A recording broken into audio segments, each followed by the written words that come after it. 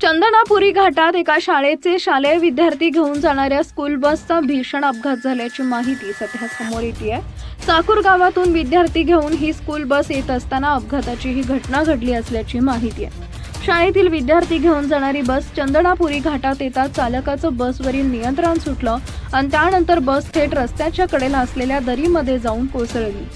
चंदनापुरी घाटात घडलेल्या भीषण अपघाताच्या घटनेमध्ये बसमध्ये एकूण 30 ते 35 शाळेतील विद्यार्थ्यांसोबत जे काही भयंकर घडलंय ते ऐकून तुमच्याही अंगावर काटा येईल।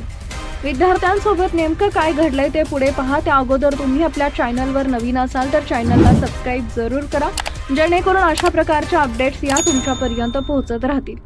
चंदनापुरी घाटातून ही बस दररोज विद्यार्थ्यांना घेऊन एका शाळेमध्ये सोडण्याचं काम करत असताना नेहमीप्रमाणे चंदनापुरी घाटातून जात असताना अचानक चालकाचं बसवरील नियंत्रण सुटलं आणि अद्यानंतर बसमधील असलेल्या विद्यार्थ्यांचा एकच आक्रोश सुरू झाला। सगळीकडे आरडाओरड सुरू झाली। त्यातच ड्रायव्हरचं बसवरील नियंत्रण सुटलं आणि बस थेट रस्त्याच्या कडेला असलेल्या एका छोट्याशा दरीमध्ये जाऊन कोसळली।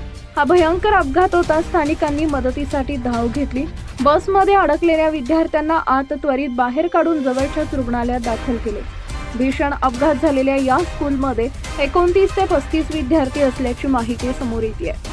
चंदनापुरी घाटामध्ये झालेल्या या भीषण बस अपघातामध्ये कोणीही जीवित हानी घडली नसल्याचे पालकांनी सुटकेचा निश्वास सोडला।